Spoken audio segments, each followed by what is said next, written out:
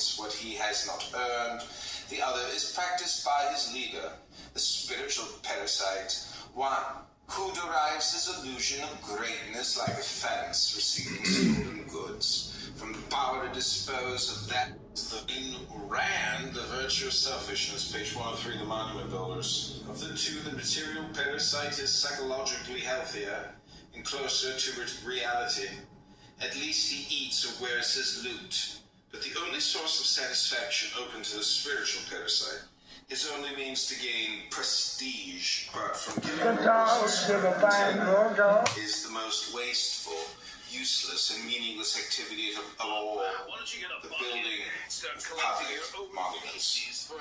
Greatness is achieved by the productive effort of a man's mind in the pursuit of clearly defined rational goals. But a delusion of grandeur can be served only by the switching, undefinable chimera of a public monument, which is presented as a munificent gift to the victims whose forced labor or extorted money had paid for it, which is dedicated to the service of all and none, owned by all and none, gaped at by all and enjoyed by none.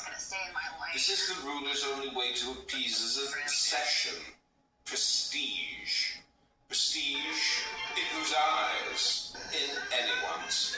In the eyes of his tortured victims, of the beggars in the streets of his kingdom, of the bootlickers at his court, of the foreign tribes and the rulers beyond the borders.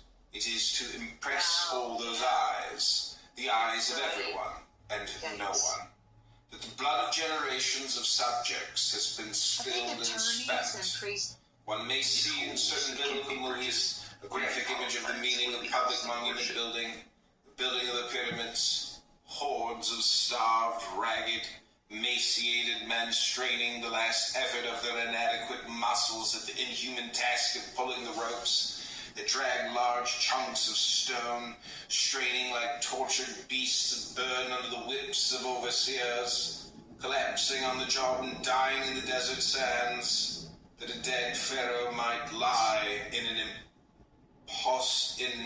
impossibly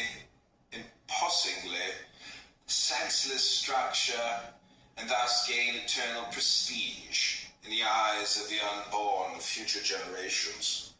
Temples and palaces are the only monuments left of mankind's early civilizations.